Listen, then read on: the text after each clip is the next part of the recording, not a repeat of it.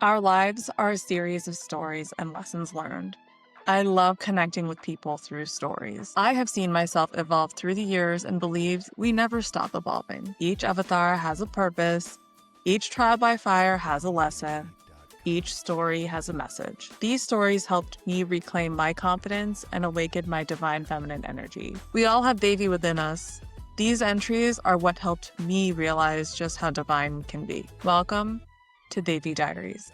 Welcome, babies. In the past year or so, I have been diving deeper into what it means to manifest. And it has been a journey. Something about convincing myself that tarot readings, moon energy, believing in my inner voice, practicing meditation, it all came together with time and believing in those powers. They say belief plus action equals manifestation. And so that's what I try so hard to work on each of those individual things, the belief of things, the action to take. Well, hopefully it resulting in the thing that I am trying to manifest. But I would say that despite trying for a year, I mean, manifestation is a practice and I am not perfect at it. And I don't know if there is a perfection to manifesting other than just, doing it. And I talked to my guest today, Latha Jay, who is a manifestation expert. And we talk a lot about how, manifestation is something that everybody does, whether you're consciously aware of it or not. And, how you can continue to practice manifestation and what it even means to manifest. I thought that was exceptionally cool. I found her on Instagram. I love that she's another, brown woman. And I love that she very clearly is telling you about like your chakras and not trying to say chakras and things like that. So I really loved following Latha Jay, and I took a chance in messaging her to see if she would be willing to talk to me on this podcast about manifestation, and she does. And so I really hope that you enjoy and receive something beautiful from our conversation. All right. Hi, Latha. Welcome to Devi Diaries. Hey, and thanks so much for having me. I'm really excited to be here. Yes, of course. Okay, so for the people who don't know you, can you introduce yourself? Absolutely. My name is Latha Jay. I am a spiritual manifestation coach, or now I really go by spiritual strategist. And I'm a bestselling author. I've written two books, one about manifestation, one about shadow work. And what I really do is to support people, mostly women, honestly, in empowering themselves and overcoming the blockages of what's holding them back from really living the life that they want, whether that looks like finding the love of their life or, getting a job promotion or creating a life that has more balance and joy and happiness. Everything and anything goes. And now this is going to be at almost my 16th year, I think, doing this. So I've been doing this a long time. It's one of the things that I'm most passionate about in life. And I feel very blessed to be able to do it. Wonderful. Oh my God, I love that. And especially because it's not just about finding love. It's about like all the ways that you can get peace and have peace in your life and just figure some things out because not everything is about partnership, and a romantic partnership. Like there's also there's so many other things that people can be focusing on. Um, but yeah, with that, like manifestation, let's get into it. I want to start off with the fact that like I would say consciously manifesting or trying to consciously manifest for the past like year or so. Okay. And so like for me it's still like it's like a work in progress kind of. I'm like every now and then I'll just like go and read a definition of what does it mean to manifest or what does manifestation mean. So it can Hmm. be like, okay, if I'm journaling, let me make sure I'm writing this down correctly. Let me make sure I'm thinking about it correctly. But how would you define or explain manifestation or even like the magic or the power behind manifestation? I really loved what you just said, that for the past year you've been consciously manifesting, because that it really highlights that you've been making an intention towards it, right? And like consciously doing something. But the truth is, like, we're always manifesting. Everyone always, whether you realize it Yeah, or not, that right? is why I said consciously, because I know every now and then I'll think of like, oh, I would like this, and I'm like, that's a manifestation. Yes, absolutely. Everything is a manifestation. Everything starts out in as an idea, as a thought in someone's mind before it turns into something that is physical in our 3D reality, right?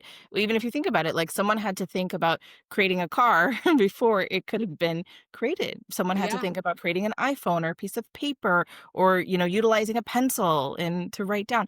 Anything and everything had to first be a thought. And the thing about manifestation, it's that thoughts create beliefs and beliefs create the way that you function in the world, your actions. And that's what really shifts your reality. It creates a new way of being for you and a new way that the world then interacts with you. Yeah. I've there's somebody that I like heard on Instagram who was like, bam, belief plus action is manifestation. I love it and I wrote it down somewhere. And so I think for me what I've tried to like navigate is like how hard the belief aspect of it. Like belief plus action is manifestation. Action, like action feels almost easier to do. It's like you just either you do it or you don't, right? Like it's an action. Either you're working towards it or you're not. And that's something that's I think a little bit more easily understood or seen versus like the belief aspect of things feels so hard. I've when I feel like I've gotten certain things that people are like, oh my God, that's so amazing. I'm like, I had to really believe that I deserved this, and that is somehow the hardest part Hmm. to just, like, say no to something because, like, I like, rationally, yes, but something within me doesn't believes I can do more or I can get more or I can achieve more or something like that. And so the conscious practice of having to be like, I'm gonna even though this would be a good thing for me, I'm gonna consciously say no because I believe that there's something better. And that Hmm. also that something better doesn't necessarily come immediately. Like sometimes it can take time. But holding on to that belief is so hard. Why is that so hard? Okay, so I don't think that that's the truth for everybody. So I want to say that. Ooh, okay. I think that there's people out there that have a belief in themselves and that can then pour forward. It's just Uh-huh. when your identity doesn't align with your beliefs, that's when there's that kind of resistance that comes up and you're like, the belief is the hardest part. For some people, belief really isn't the hardest part. It might be like, That's what's the fair. next step? What's the next action? But when it's that case that belief seems like it's the hardest part, there's usually because there's something underlying there, right? So I was mentioning my second book, which is all about shadow work. That's where that exactly is. Oh, Because I when got we questions about shadow work. We'll get there. when we have a shadow, a limiting belief, something that's holding us back, or it's a belief about ourselves, right? And that belief might be, oh, you'll never get promoted. You'll never be able to succeed in this. Don't do that. You're not good enough. You're not pretty enough. You're not skinny enough. Whatever the thought is, that is then limiting us from then being able to believe that we can then achieve it. Yeah. So if it feels like the belief is the hardest part, then that's where to start in that shadow work space to try to uncover what it is. And when I see that, it doesn't mean that all of a sudden that limiting belief is poof gone, right? Mhm. How amazing would that be? But it's just really of better understanding that limiting belief and being able to identify it when it does pop up. So it's no longer running the show on autopilot. Yeah. You're more so in control. Yeah. Okay. Yeah. I wish belief was just so much easier for me. Maybe it is just me also like that I had to do some work on my like self-worth and self-love Mhm. to understand how to define that as like, well, it's because I believe I deserve more because I believe I'm worth more. And so that did take me some time, which is why I say like in the past year is when I would say I've been consciously manifesting, but in the past like 2 years or so, it was really it started off with like self-worth and then self-love because I had this moment one day where I just was like, wow, I'm so mean to myself. Or like I Yeah. have such unreasonable expectations towards myself because if a friend, spoke the way that I spoke to myself, I would be like, "Oh my God, you're insane. Nobody's thinking that." Or like, "Why are you allowing yourself to think that?" And I would 100% talk someone else down. But for some reason, I'm just like, "No, no, no, but it's me." And for some reason, I feel like it was okay for me to have be stuck in certain beliefs. But yeah, I totally get with that. But let's transition straight into shadow work because I said that like let's do it. Let's talk about it. Um explain, what is shadow work? Let's start with that. Let's start with that, and then like the benefits behind shadow work. Yeah, so to understand shadow work, you got to understand kind of what a shadow is, right? And a shadow is essentially a part of us that we tend to want to hide, reject, feel guilty about, or feel shameful about in our life, right? And this can show up in our life as a limiting belief. It can show up as a projection, as if we're projecting it, on someone else. And it can show up as a repetition compulsion. We'll see it coming again and again in our lives. So when we are doing shadow work, we're kind of uncovering that to really see it for what it is, right? The space of why don't you think you're good enough? The space of Yeah. what's really here. Now, sometimes people can kind of go back into their history and find out the moment that, they created this belief. And it's like, wow, it can be really like an awakening happening for them and understanding that that belief, that idea that they created when they were, a child doesn't mean that they have to continue to carry it into their life as a grown up because the circumstances are much different in their life. That isn't always the case, right? Sometimes when we're doing shadow work, we could just have an epiphany, an awakening, an understanding around that limiting belief without really even identifying the root of it.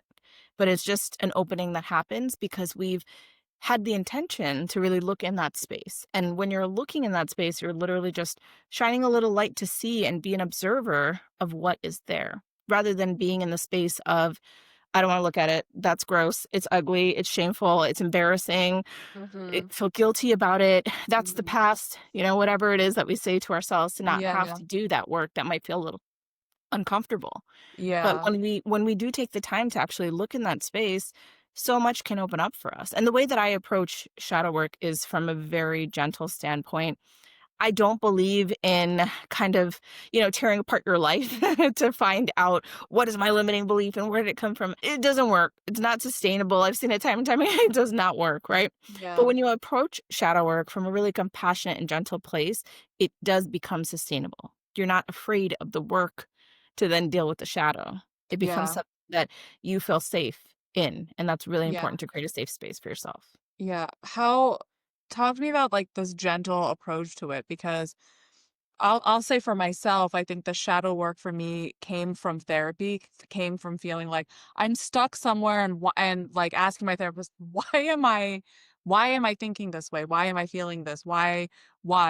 Just why? And kind of the conversations with my therapist helping me like all of a sudden identify something and being like, oh, okay, I have to work on that. And then saying, okay, now how can I work on that? And my therapist giving me the tools to, do that. But so that's something with me. But I'm also thinking about all the people out there who are just like feel stuck and like are afraid of therapy, but like know they have to fix something because something's off.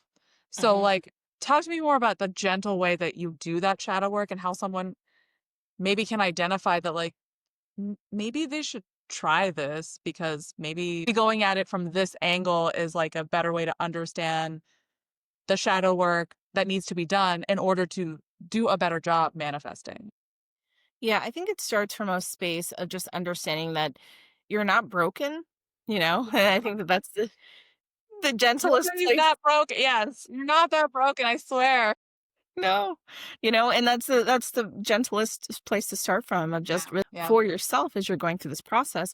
Because when you approach it from the sense of I'm effed up, I'm broken, this is never going to change for me. It's like, Mm, whoa, that's a big cloud of energy that you're bringing into something that you're just starting newly, right? We're really understanding that there is hope for you. You're just in the space of looking and investigating. I don't even take it to the space of we're solving anything or we're doing, it's like we're in observation. We're just seeing what's there. And yeah. that's the gentlest approach, right? When we're just opening and seeing, hey, what's here for us. A lot of the shadow work that we do is through question and answer. It's like you're answering a question and you're seeing what comes up for you. You're seeing really what is pouring out of you in this moment. And you know what? Sometimes when we're doing a journal prompt in a shadow work exercise, it might just be like, okay, I'm just writing the sentence down. That's weird. I answered 5 shadow work questions, whatever. And then a week later, you're in the shower, and then all of a sudden it's like, boom, something just opens up for you. And you're like, whoa, wait a second, Yeah. All of a sudden, these 2 little neurons in your brain connect, and you're like, oh, Yeah. there it is, you Yeah. know? Yes. So I have had this exact moment where I was just doing the assignment of like writing down 10 things that I like about myself. and just having it be like, I guess there's this and I guess there's that, and these are just things I genuinely like about myself.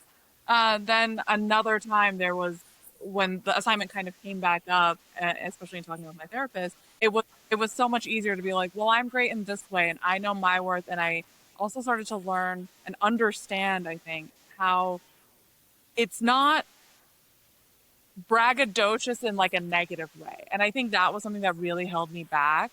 And I think I'm gonna say it's from a South Asian standpoint because like I was always told like don't brag about yourself, don't talk too highly about yourself. Like that's so off-putting. And so sometimes it's really hard to like just really genuinely going back to belief and then say that like, oh, I'm so great in these ways. And these are the things that I like about me and that make me fantastic because Mhm. we're kind of taught not to. At least I remember certain instances of being like, well, don't like you don't call yourself pretty and you can't say that about you, but someone else saying it about you is different.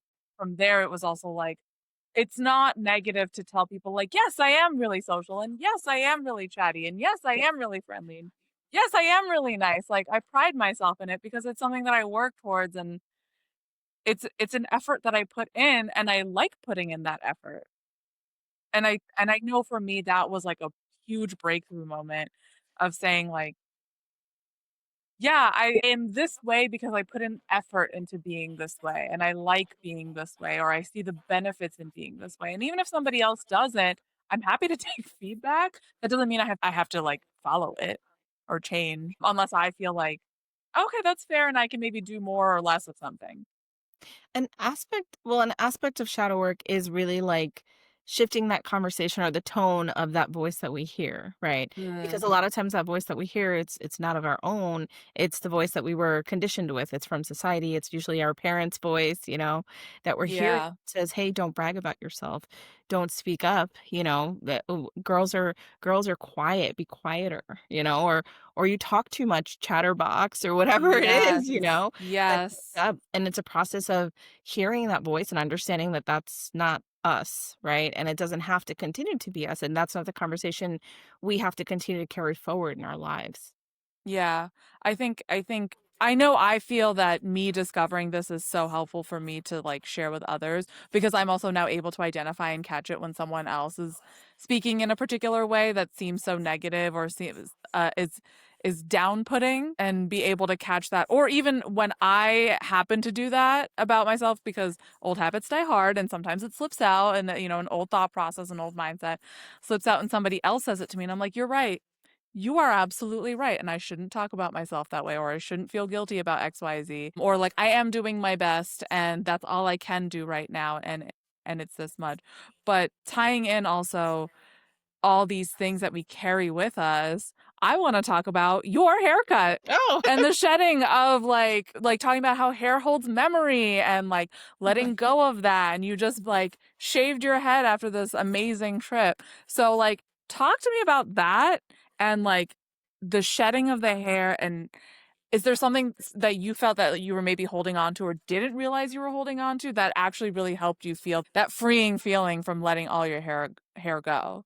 yeah. So I recently shaved my head. My hair was probably like mid back, kind of length, very curly. Yeah. And I let it all go. I went on this adventure. I went on a pilgrimage in Spain. It's called the El Camino, in which I walked over 100 miles. It was a beautiful experience, lots of trials and tribulations on my part, but at the end of it, I went to a town called Finisterre, which is the end of the earth, and that's where I decided to shave my head. And it was just kind of like the perfect completion to this journey that I was on. And I mean, hair holds memories, it holds stories. Every time, you look at something, you're just like, this is my hair. I colored it at this point, or I looked at it like this, and, I cut it like this. There's so much that involved in hair. And I really wanted to create a demarcation in my life between the old me and the new me kind of thing. And I feel like, I mean, in Indian culture, in Hindu culture, at least, we shave our heads as babies, right? So I did it Mhm. with my kids too. According to the Vedas, like we shave your head at least 1 to 3 times. Most families do that. I did. I had it done. I did it Yeah, for I my did too. kids. Yeah. At my first birthday. Yeah. And it's like to really rid the child of the any kind of past karma that was carried through, and that's kind of the idea there.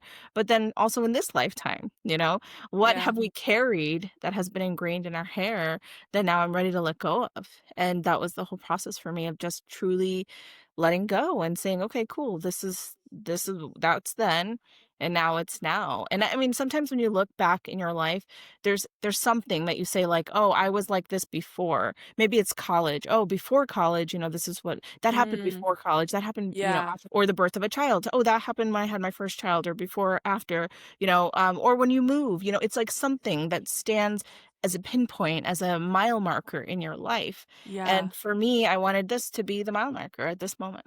Yeah, I love that. You're very right. I had a friend who would always tell me that like how many what chapter I was in based on my hair.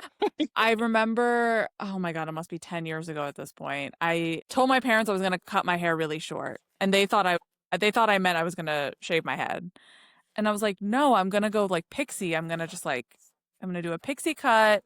I'm like it's going to be the shortest hair I've ever had because I need to get I wanna know who I am without all the hair to, like, play with or hide behind, and getting rid of all my hair or not all my hair, but, like, going the as short as I did was such a lesson in just, like, embracing my face, Mhm. which I think I didn't realize how hard it would be until after I cut my hair and being Mm. like, "Oh, I can't, like, tuck it behind my ear or, like, swoop it to the side and kind of Yeah. maybe, like, hide something behind it or have it accentuate a look or how I feel or whatever." I'm like, "This is the hair. This is it. It Mhm. can only do so many things, and you just have to embrace that your face looks this way from whichever angle or whatever like, you just have to." And that's funny because it was such a significant point in my life, and so that's what you're saying about mile markers. Like, when I think like, "Oh, yeah, when I had my pixie, these were my pixie days, these were the things that were happening in my life, and then, like, these are the weddings that I went to and how I dressed up and how it also made me feel," and it just taught me a lot of new things that I guess almost wasn't necessarily anticipating learning, but I had these revelations that I then got to carry with me. But yeah, I love that. I want to get into like feminine and masculine energies and like sun and moon manifestations. So from like to me you are an expert. So like how much of would you say let's talk about Hindu religion, right? How much of Hinduism is based around the moon and moon magic that we know of, but then like how moon energy, which is usually more feminine, and sun energy, which is more masculine, how does that work with manifestation? Is manifesting during one time more powerful than the other, or do they just hold different energies the way that masculine and feminine energies are held or, shown? So there was a couple questions in there. So Yeah, let's sorry. That was like those are all the thoughts in my brain. no, it's perfect. I love it. So I think manifestation is deeply rooted in Hinduism. At Okay. least my understanding of it. I was taught manifestation from my grandmother who raised me, and it was just ingrained in everything you did. Yeah.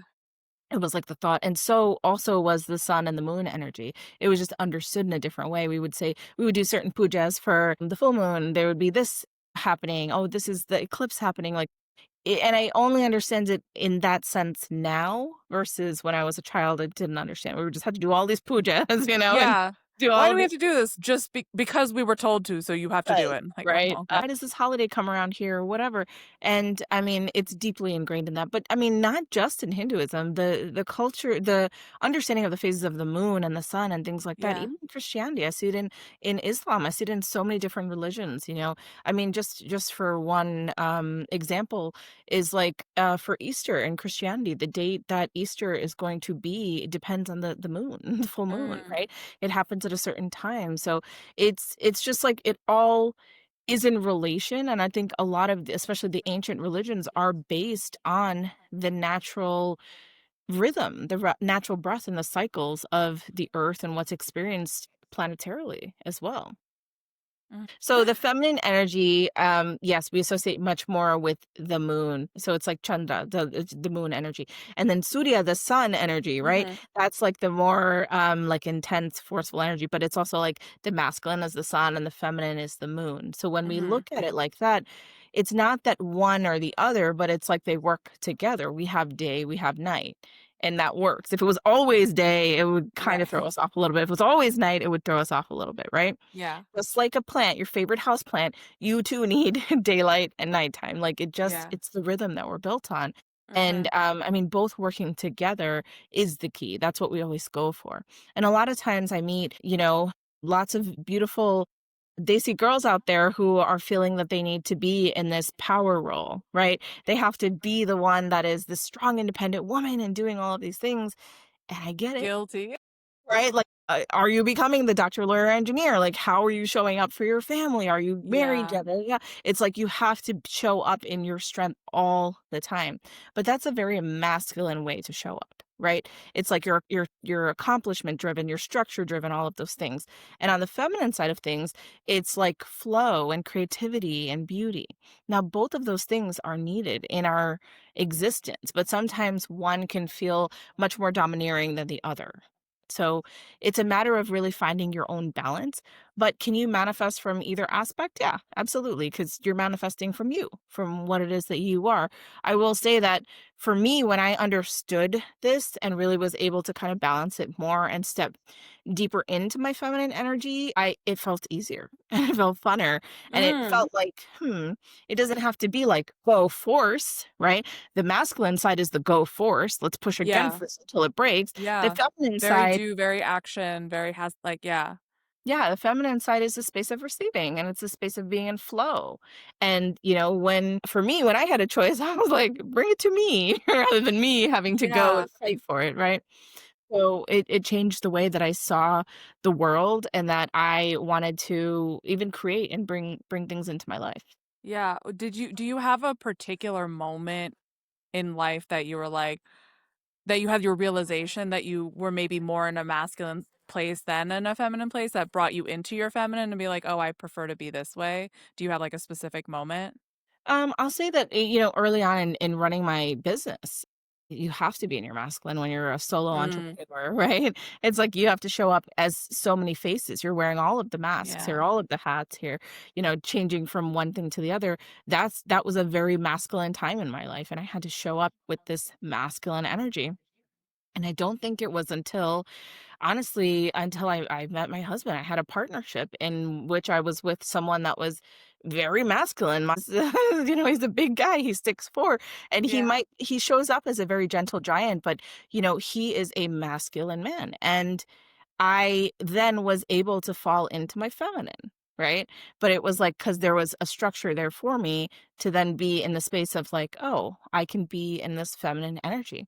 And I mean, that's for me was in a relationship, but it can happen for anybody in their own kind of understanding and their own situation of what it is. Right. So when you're seeing that you're showing up in your business with a lot of masculine energy, see where you can have some leverage here, right? Where you Mhm. can outsource certain tasks that maybe you don't have to take on that are more rigid, structural, maybe a little bit more repetitive, so that you can Mhm. then focus on the space of the creativity and the expansion and the flow of what it is that you usually really want to do, right? When I meet a business owner or an entrepreneur or someone that is very career driven, they want to be the one that's innovating, that's creating new things, that is thinking outside of the box. All of that is a feminine energy. Yeah. Yeah. That creativity, go with the flow and bringing I was gonna say even creative problem solving, I would almost say is I would now that I'm thinking about it, I would say creative problem solving, I feel like is a perfect blend between masculine and feminine because like you're taking an action to solve a problem, which is a masculine thing, but the creativity behind it is a feminine thing of like, okay, something has happened, how do we go with this, right? Creative problem solving is very much going with the flow. And so it's the I think now that I'm saying it myself right now in this moment, I'm just like, I think that's the combination of the two of, oh, how do we go with the flow and then like now we have to do it. We have to turn Yeah. this into an action and solve that. But Yeah. I Both love that, of sorry, you were gonna say something? No, I was just saying, like, both are very necessary. And Yeah. sometimes I kind of liken it to like, understanding that like structure is like the banks of a river, but then the Mhm. feminine energy of that is like the flow of the water going through I it, love right? that. Both both have to exist. Without the Yeah. structure, we got a flood. Like there's water every, Yeah. and without the Yeah. flow, then it's a drought. So it's like both of them have to exist. Yeah. I will say I love that your husband was able to come in and help you lean more into your feminine. And I know for myself, I used to be very masculine in my energies of like, I'll take care of everything. Nobody has to take care of me. I will happily take care of you and myself. And I would always also say like, no, but that comes from like, that makes me happy. That brings me joy to take care of people. Um, and it wasn't until I met someone who was very like they were very confidently masculine in their own right that kind of forced me like they would do certain things that was just already taking care of the situation or already taking care of me, and I would just be like, I'm confused, like I've tried to tell you like that's okay, I'll do it, Yeah. and like you're not listening to me. And it's not that he was like trying to fight me on anything. He's like, I'm just trying to be nice and I just want to do nice things for you, is that okay? And I was like, but you can't like fall in love with me. He's like, no, I'm not saying that like I'm falling in love with you. I'm just saying I want to do nice things. Yeah. Is that okay? Do you not like Yeah. doing nice things for people? I'm like, I do, but I'm used to being the one doing the nice things and giving rather than receiving. And it's not that there aren't opportunities to receive or that there weren't opportunities to receive. I just would always decline them. Hmm. And so that was another practice for me of learning to receive nice things without feeling like, now I owe you. Like, now I have to do it back, rather than just like, no, well, when I do a nice thing for someone, I don't expect them to do it in return. Cause I Right. feel like that would be kind of a messed up friendship. But, that's also, it's coming from the same place for someone else. So it did for me it took a masculine man to help me realize my own feminine Hmm. and kind of sink into that. And from there, I was actually quite confused at first. And I was like, why do I feel? I was like, it's not that I wanted to be with him. I knew that long term, us dating, it wasn't going to work out. But I was like, but why is it so weird that us not being together makes me feel so sad when I logically know it's okay? And I had a friend explain masculine and feminine energies to me. And she was like, I think for the first time in your life, you were forced to be more feminine, Hmm. and you started to realize the joy in that and how happy that made you. And now that that element is being removed, that you were forced to be more feminine, you're probably mourning it and confused from that. And so that's where my discovery of like, what does it mean to have feminine energy? What is the balance between masculine and feminine? And then from there was more shadow work that had to be done of self-worth, which is what led me to manifesting and manifestation and conscious manifestation of like the magic of saying, okay, well, I believe that things can be better, and how, and I believe that I'm worth more than the next person I dated, was more of the practice of like, maybe I just try asking him to do things and then he just does it and then it's done. Maybe, right? And I mean, Right. I want to point out that we're not talking about like toxic masculinity. We're not talking No. about someone that's coming in and bulldozing you and like, forcing you. No. Not that at all. But No. it's like Yeah. meet somebody, and like I'm saying, we're referencing it to a partner, but this could be when you meet a business partner, when you meet a friend, when you meet somebody that is well balanced in who they are as a masculine energy, as a provider, and they come into your life. It shifts the way that you think, right? It shifts your Mm. brain chemistry to even understanding, wow, Yeah. this is amazing. Yeah. This is cool that someone can Yeah.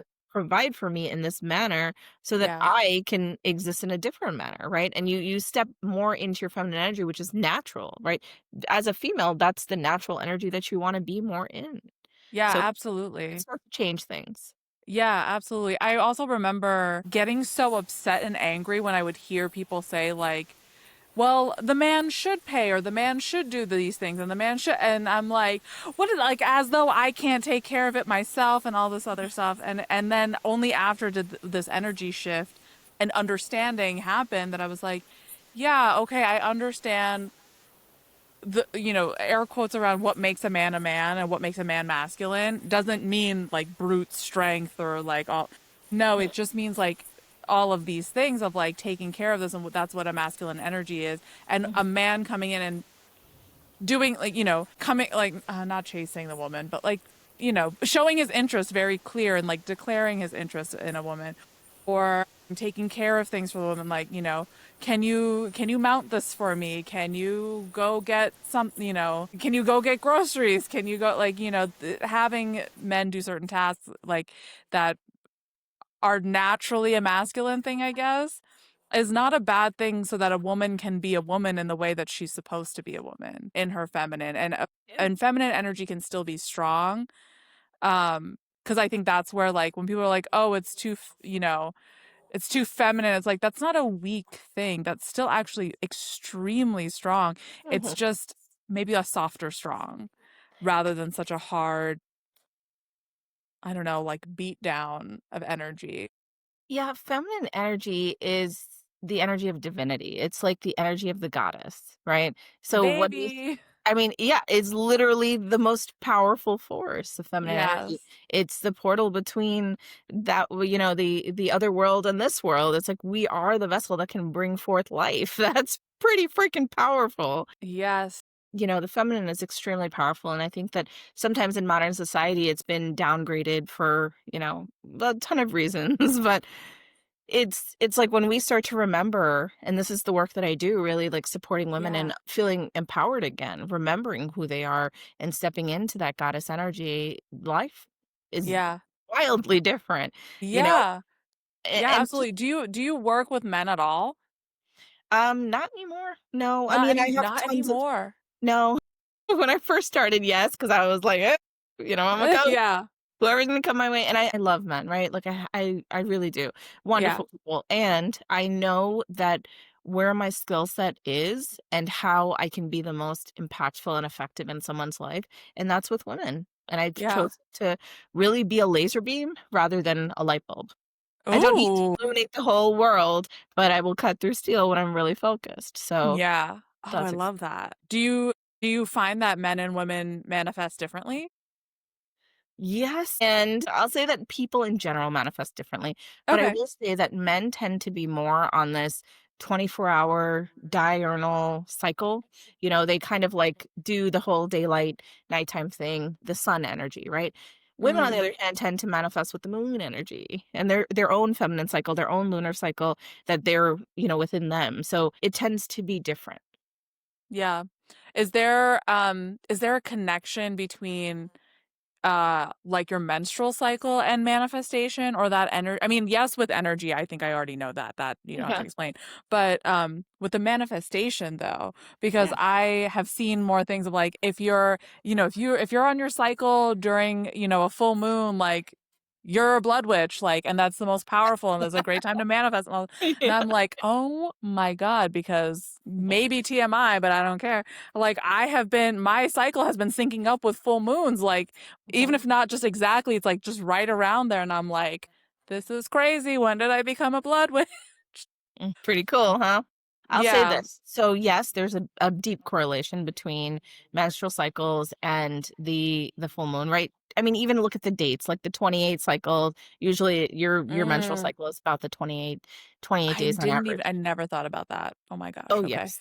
Oh, yes. And, there's like four main phases of your cycle. There's four main phases of the moon, there's like Of so many course. correlations here. And so when you're in your menstruating a week, so when you're Mm-hmm. actually having your period, when you're in your bleed, Yeah. that is in the correlation with the full moon energy, right? So if it's lined up, awesome. If it's not, sure, there's like millions of us who aren't That's lined up, okay. and You're that's your totally own fine moon, too. baby. But it's the energy is the same, right? So during Yeah. the full moon Okay. is the time that we want to shed and release. So if your menstrual cycle is aligned with that, you're just kind of like coordinated. It's cool. But that's like the best time to do shadow work, and even like leading up to your period, right? Oh, It's that time to do shadow work. Also, if you just think about it, you're kind of in your feels anyways. I was Let just gonna say that. Because the week before, you're like an insane person, right? And you're like, everything's bothering me, or I'm crying at everything that I wouldn't normally. But then somehow, once you start your period, there's like so much clarity. Yep. Or you're like, I was acting this, or I was, in my feels about X, Y, and Z because of that. And that's the time where you get to just, I don't know, like, clearly decipher the things. And so that makes a lot of sense, that, like, full moon energy, shedding of, old toxic thoughts maybe, and like bringing in the new, and like making space for the new is so aligned, and that makes so much sense. And I know all these things, but it takes only one person to explain it in a way that like makes it click in your head, and I Hmm. love that. So that's perfect. I was gonna even ask you just now, like, as we kind of like wind this conversation down, like what's something that, anyone listening to this should take away from everything that we've talked about today about manifestation. But I'm also like, this is something that I personally am like, you hear that, babies? Like we all have our own moon cycle, regardless of like the actual moon, and that is our menstrual cycle. And so like these are totally ways that you can do all this work. But I will still ask you the question. Sorry, that was such a roundabout, just to come back to the same question of Hmm. like, what is something that, I guess both believers and non-believers of manifestation, what's something to take away and hold regarding manifestation? To the believers and the non-believers, I'll say this: whether you believe or you don't believe, you're absolutely right. And that's the thing about manifestation. If you actually believe that it is possible that there can be an impact in your world and in your life, then there will Hmm. be. If you believe that it is not possible and it's all fluff, it's just made up, da da da da, then you're right too. It's not Then going to actually show up in your life in the way that manifestation could possibly. At the end of the day, you are the creator of your life. You manifest every moment, everything in your life is a creation. It's a thought that you once had, whether you were conscious of it or unconscious of it. yeah. So you're right. Yeah. I love that, because that just brings it back to what I was saying before. Belief plus action is manifestation. So if you don't believe that it's something that works, it's just not going to. Versus Absolutely. if you believe that better things are coming, or any of that stuff, you will. I love that. Please tell us about your books, and where people can find them and where people can find you. Yeah, absolutely. So, like I was mentioning, I have two books that are currently out. I'm actually in the process of writing my third book. It's coming out next year. Really excited about it. And that's going to be Ooh. all about, it's called the 24/7 manifestation method. It's a method I had created years ago that I was using only with my private clients and really coveting it, to be Ooh. honest. And I'm writing a book on it, and it's coming out for the whole world to have now, which I'm really, really excited about, because it feels like this kind of, really like a beautiful hatching or release to the world. Yeah, Really yeah. through that. So, it's upcoming. Okay. But I do have 2 books that are out. One is on manifestation, and it walks you through 3 really powerful manifestation methods. And I would encourage people, if you're new to manifesting, that's probably a really great place to start. It's a small book. It has journal pages. You can write in it as well. It's pretty accessible and easy. You can find it online. All my books are What's available the at name of the book? it's, the Manifestation Journal by Latha Jay. Oh, it's just called the Manifestation Journal. The Manifestation Fantastic. And then the second one was about shadow work, yes? Yeah, the Shadow Work Journal of Self-Love, and that's Okay. you can find it on Amazon, you can find it in Barnes& and Nobles, and pretty much Barnes and anywhere. Noble. Shout out Barnes and Nobles. Yeah, Way to Barnes& stay and alive Nobles. through everything. Yeah, Barnes& and Nobles, you can get it at Target. It was sold at Five Below for a while, but I'm not sure if it's still there, so maybe not. Ooh, love But me a Five Below find. me too. I was so excited when I found that out. They had done a special edition for Five Below, and I was like, "Heck yeah." I was telling everybody, I was like, "Go get it at Five Below." Yeah, yeah. I love when I do find like random things. I'm like, ooh, $5? Yes, please. Even if it was like 5.55, I'm like, yeah, Take come it. with me. 555, great numbers. Let's go. Yeah, and if anybody that's listening wants to follow me on social media, I am so happy for you to come and be a follower. My handle on Instagram is Latha, that's LATHA underscore JAY underscore. And on TikTok, it is Latha underscore JAY without the second underscore. You can also find more information on my website, which is lathaj.com. So I'll see you there. Love that. And also, you can find her through me, because I found her online. You can follow me at Curry Badshah. And if you go to the people I follow, she's there. She's there. But thank you so much, Latha. This was honestly such a great conversation. Thanks for listening to all my rants. And thank you for doing the work that you do, because I'm always listening and following your ritual, suggestions, whether it's the first of the month or an eclipse and any other portals that are happening. I so appreciate you and the work that you're putting out there, and thank you so much for your time with me today. Thanks for having me. This has been great. I love the conversation. I love being able to just speak to your audience. The brown women, I'm a brown woman, like I Yeah, am we're this brown audience. women. And I love to be able to just, be able to touch give information to our people and just, uplift as much as possible. So thanks so much for having me. It means a lot to me to be here. I love that. Thank you so much. Thank you for listening to this entry of Devi Diaries with your host, Curry Badshah. Catch House of Devi shows on Spotify and Apple Podcasts. Follow us on Instagram at Curry Badshah, Big Devi Energy, and Shop House of Devi for more content. Until the next one, keep shining, Devis.